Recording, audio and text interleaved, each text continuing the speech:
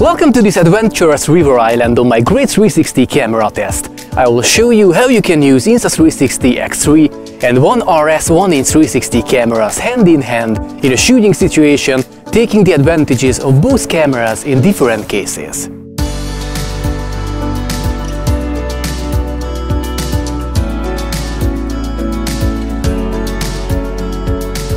I'll spend 2 days on this river island far from town with no shops, restaurants or drinking water sources. Even more, I have to take care of my accommodation myself, building a small tent.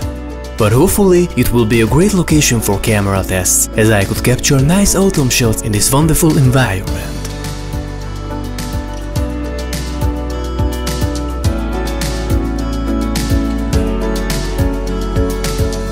I brought some food in my backpacks, but bringing heavy bottles with drinking water for 2 days seemed to be impossible, especially because I also had to bring along my tent and all the camera stuff.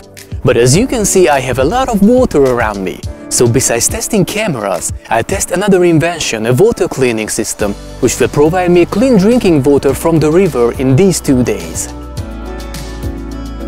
First I take care of my camp and set up the tent and my water cleaning system, and of course I start using my 360 cameras to take some B-rolls.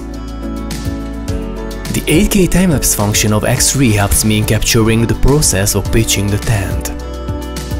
This way I can create an even more dynamic, high-quality time-lapse with some camera movements added in post.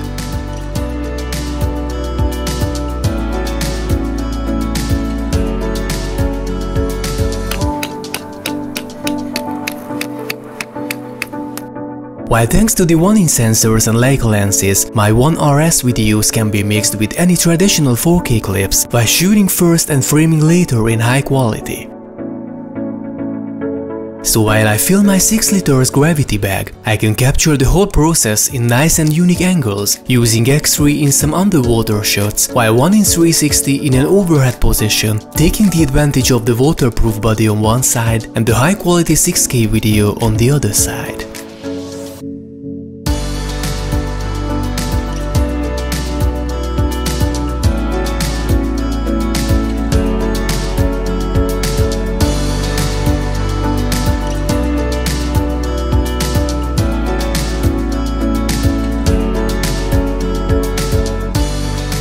This big bag of water next to the tent will be enough for me for the next days.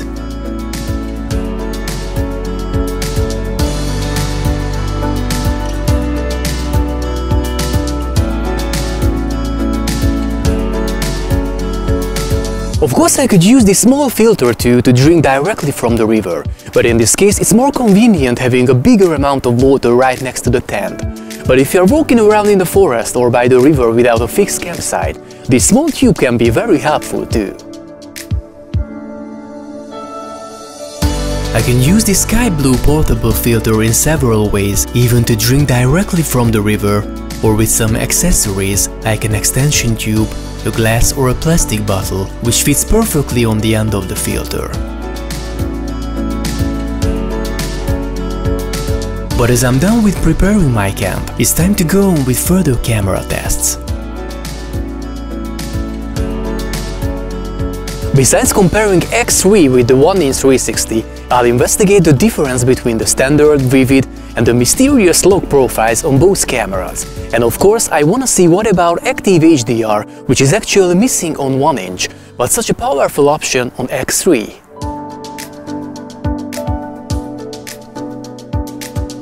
The first basic difference between standard and vivid profiles is the amount of saturation. Looking at the sky or at the leaves, you can see that the standard look is a little bit more natural, while the ground with less colors looks more similar.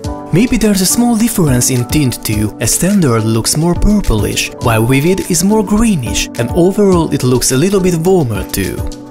Looking at it at 100%, you can see that the standard video looks more detailed. On the vivid side, the bushes and trees seems a little bit denser, while on the standard side you can see the branches better one by one, and you can even look through them. And it doesn't matter if we look at the clips of X3 or ONE RS 1-inch 360, we can see the same type of difference. Maybe there's a slightly smaller difference between the clarity of the clips in this case. so the vivid video is more detailed than in case of X3.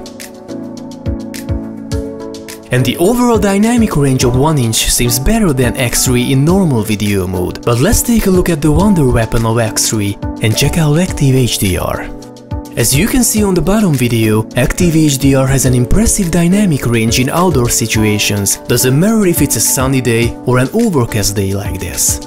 The overall HDR video looks a little bit more saturated too, but comparing to the vivid profile, it's not so saturated. It's somewhere between the saturation of standard and vivid.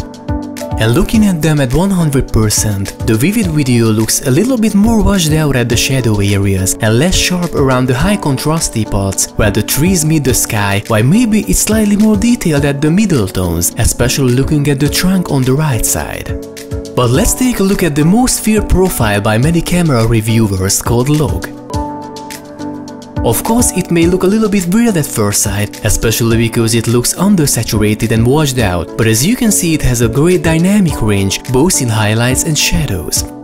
The highlights are not as good as in Active HDR mode, but way better than in any other normal video mode. And don't forget, if you shoot with manual settings, you can set your exposure to the highlights without losing details at the dark areas. So log has many possibilities if you're willing to learn a little bit about post-production and color grading.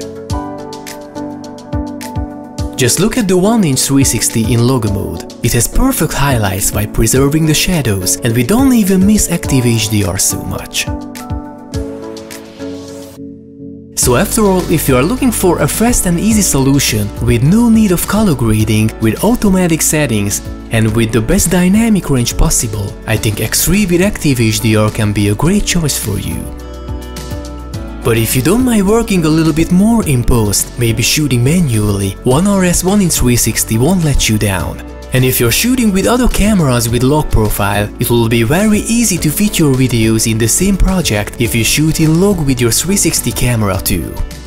And basically that can be a main difference between X3 and ONE RS 1 inch 360, that X3 is more like a great action camera with a lot of features for people who don't wanna bother so much with the settings, among others with Active HDR function, bullet time and 8K time-lapse mode.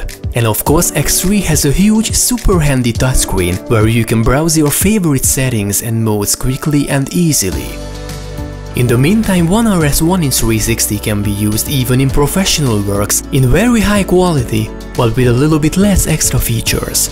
It just simply gives you the best out of a 360 camera, doesn't matter if you create 360 contents or shoot first and frame later for more traditional content.